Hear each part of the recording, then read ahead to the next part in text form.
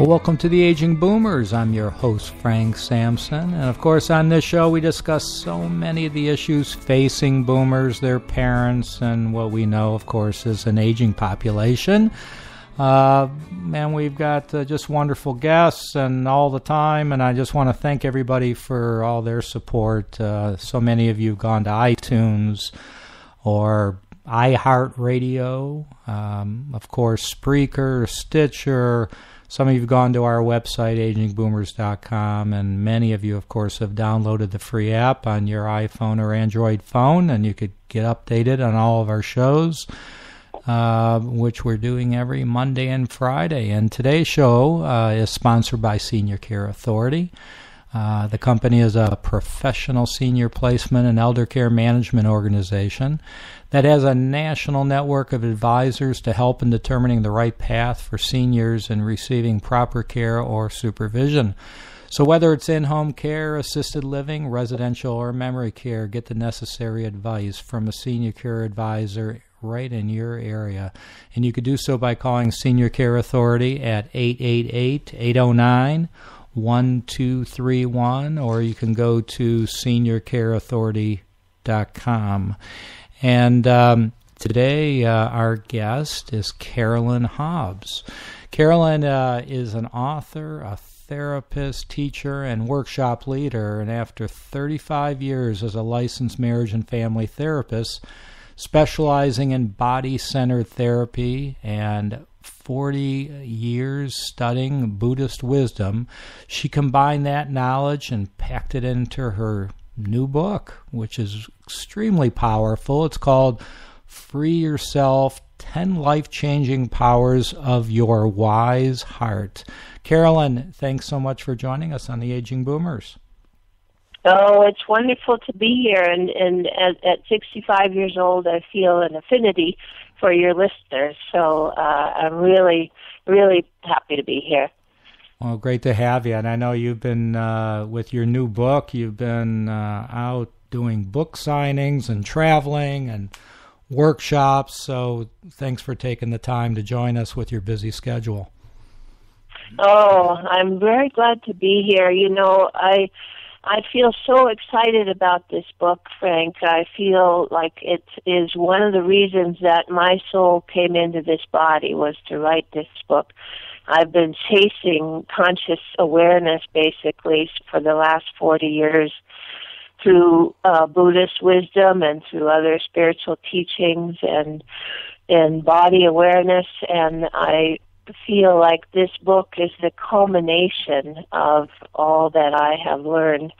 And I wrote the book because for almost 20 years I was a good meditator, and I sat every morning for a half hour or so and watched my breath and labeled my thoughts thinking and labeled fear and doubt and judgment thinking. And then I noticed at one point that I would get up and in my daily life I could still react defensively, and I could still be pretty good at blaming, and I could still throw out the judgments toward myself and others, and I thought something is really wrong here with this picture, because I just had this blissful meditation and now I'm reacting the same old ways that I always have. And so I began on my own personal experience, I began to cultivate some of the heart qualities of the 10 heart qualities that are listed in the book. Mm-hmm. And I began to realize, well, if we have an intention every morning, which I was doing, an intention to be fully present in my daily life, or an intention to be curious about what story is my ego telling me right now, or what is my part in my reaction, or my conflict with my spouse or children. As I began to set a strong intention every morning and have it carry me through the day, it began to change how I related to daily life, rather than being able to just unconsciously react and feed myself the same old resentment stories or the same old fear stories or the same old judgments. I had to consciously choose to be present or to be curious or to be aware or to be compassionate, which are the first four heart qualities in Free Yourself. And so I found this to be a very powerful way of freeing myself from the old unconscious ego habits that we all grow up with. You know, the thing I love about Buddha is he's so practical, and I wrote the book in order to reach people of all faiths.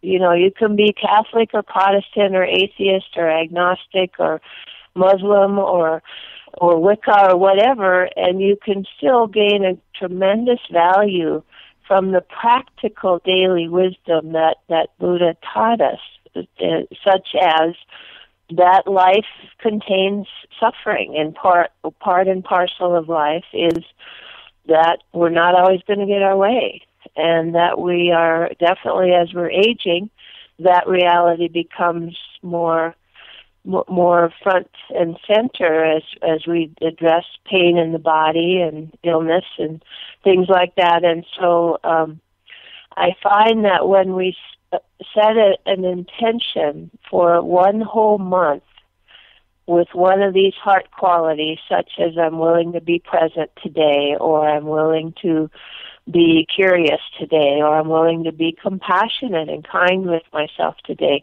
whatever the intention and the heart quality is, it changes how we relate because it makes us more aware of the old unconscious patterns, and then we can we can consciously choose, well, right in this moment when someone is yelling at me or someone is disappointed in me or I'm facing my back pain or headache again or I'm, not getting what I want, right in this moment I'm willing to choose compassion for myself. And it changes us. It changes our quality of life. And it helps us feel more free and more peaceful no matter what happens to be going on around us. So, Carolyn, you cover so much in the book. Our listeners are probably going, wow, that, it sounds, interesting. But and I know you would like to get everybody to go out and buy the book, but who do you think, are really more your target market, let's say? Who are the people out there that would really get a lot out of reading the book? Well, Frank, I think maybe the most likely to get a great value are the people who are ripe to change themselves, who are willing and they're tired of their old defending and blaming and reacting. They're tired of their resentment story toward their spouse, and they're ready for a change, but they don't know exactly what to do. And maybe they've been meditating for years, maybe they've never meditated, maybe they're identified as Buddhist, maybe they're identified as Christians or other people. But the main thing is that if you are ripe to look at yourself, if you're willing to look at very simple things like, well, how do I react when a driver cuts me off? How do I react when my spouse is sharing feelings or upset with me? How do I react? And what story do I tell myself on my way to work in the morning or on my way to the doctor's appointment or wherever I'm headed? Because, Frank, we're almost always talking to ourselves. And I figure if we're always talking to ourselves, then why don't we make it more conscious? Why don't we be more awake and aware so that instead of feeding ourselves fear thoughts or resentment stories, we're talking to ourselves with compassion.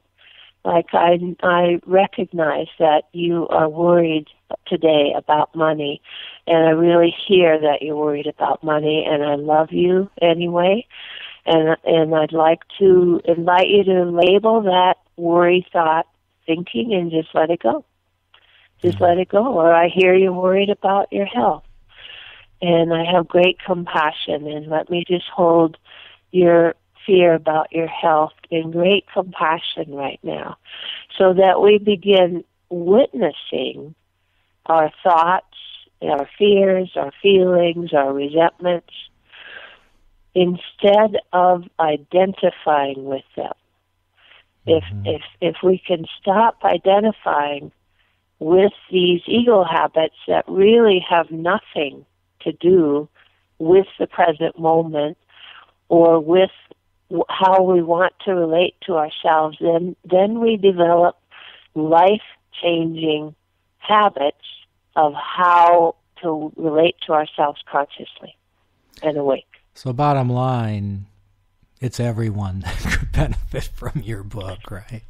I really wanted to bring the tremendous practical wisdom that Buddha offered us to as many people as possible, because I feel like his teachings were the closest thing to how to be a human being in a body that I've ever researched. And remember, Frank, I've been researching for 40 years. So it's not like I just landed here and I'm impulsively going, oh my goodness, look at how wonderful this is. I was raised Lutheran, and I have respect for the Christian faith, and I have respect for the people who have generous hearts from Christianity, but I found also a lot of judgment sometimes, and it was hard to love myself. And I find it much, much easier to love myself and to teach my clients how to love themselves, no matter what feeling happens to be moving through us. That's the blend of the Buddhist wisdom with the body-centered therapy. Because when I say body-centered, most people go, what's that? And what I mean by that is that body-centered allows us to access the tremendous heart wisdom that lives in our bodies from birth to death. So that if, let's say I'm troubled with anxiety, and I'm anxious about living on a fixed income and not having enough money to last through the rest of my life. So that's anxiety, and most of the time we live and identify with the anxiety story. I don't have enough money, I'm not going to make it, what if I have a big health expense, etc. But when we locate that feeling, that anxiety in our body, when we say, where do I feel anxious in my body right now? When we lie down, close our eyes, take a deep breath and say, where do I feel anxious in my body right now? The body will point to the area where that anxiety lives. Often it's a tightness or heaviness in our upper chest, which is the location of our self-esteem, or it's a tightness in our belly or our diaphragm. It doesn't matter where we feel it. But immediately when we notice, I have a tight fist in my belly, and we begin to breathe into that tight fist, rather than run the story over and over for hours, that tight fist begins to soften and loosen, and the anxiety begins to disappear. And within a matter of a few minutes, I'm not anxious anymore. As soon as we locate it in our body, the story disappears. As soon as we breathe into it in our tight belly, the anxiety dissolves and we're back to feeling peaceful. Yeah, that's great. So, Carolyn, tell us, you obviously thought it through carefully when you were putting all the pieces together to the book. Tell us kind of the setup. You have 10 specific chapters. You want to give us kind of an overview of the book setup? Well, each chapter builds on the last one. Each heart quality builds on the last one. So the first chapter is what I call the foundation, and it's the title is Your Trusting Heart, and the trusting is how much the heart trusts life and trusts being in the present moment, so that the heart invites us to keep stepping into the present moment, keep labeling that thought, thinking, and come back into the present. What are my eyes seeing? What are my ears hearing? What are my hands touching? So that we keep bringing our awareness back into the present moment, and in that way we begin to trust the present. Our egos don't want to be in the present. They're always continually, ego is trying to pull us out of the present moment into what happened last night or 10 years ago, or what might happen if I manipulate the moment and make it more in my favor. It's always wanting life to be more perfect. The ego is always wanting the present moment to be better and more in our favor. And that's such an injustice, because we miss out on simply being present, simply being in our bodies, noticing our breath, noticing what we're seeing and hearing, and really feeling the magic of life that's in the present moment.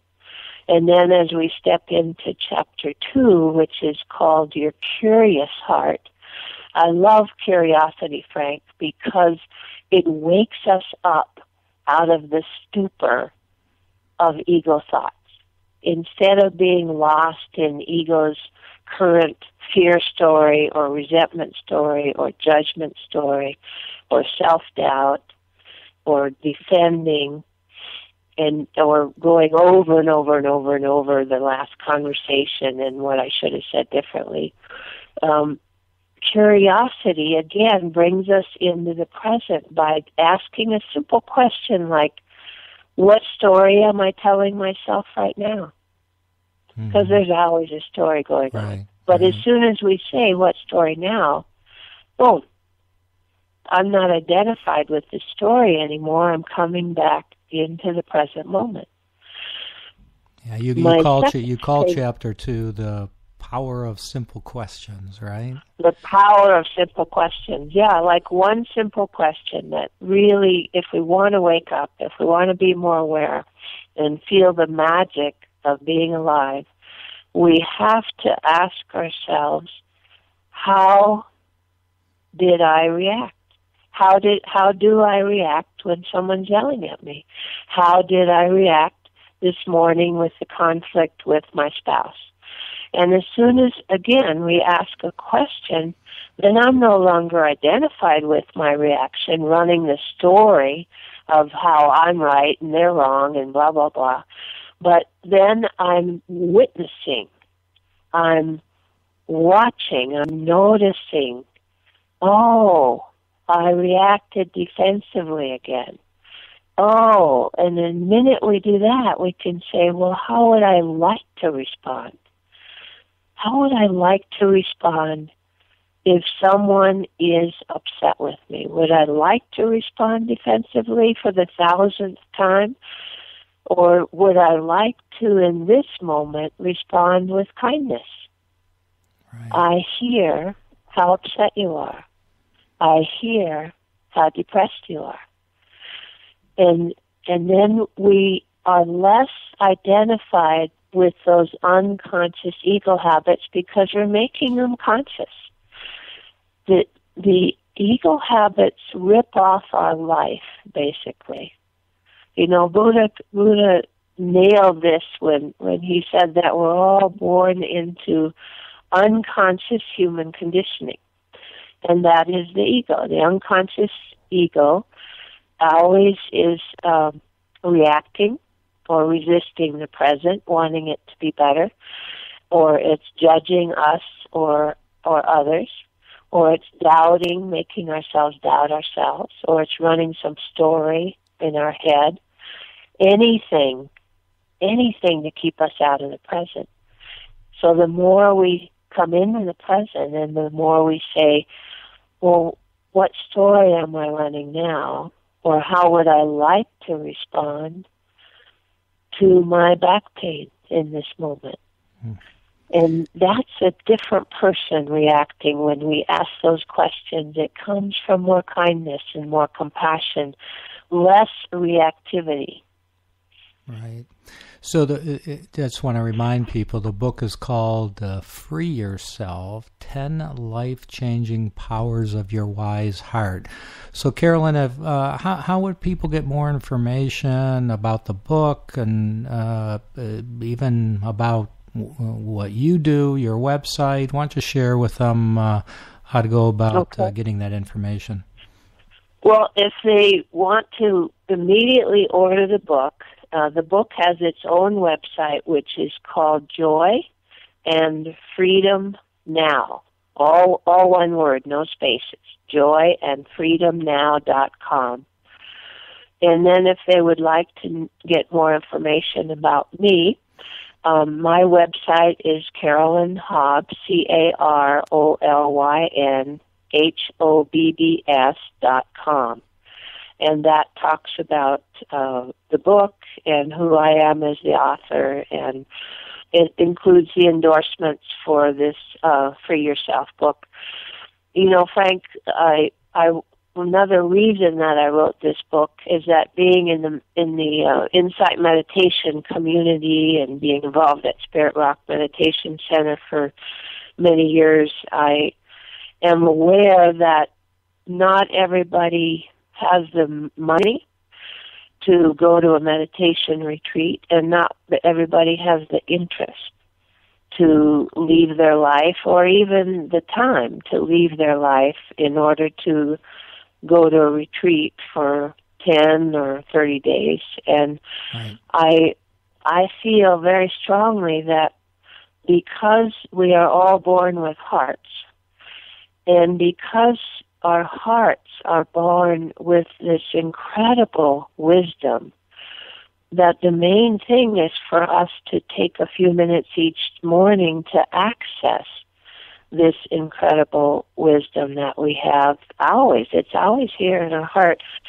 You know, Buddha taught us many years ago, 2,500 years ago, that he, in a way, he gave us the keys to the mansion of how to live in freedom and inner peace on this earth plane.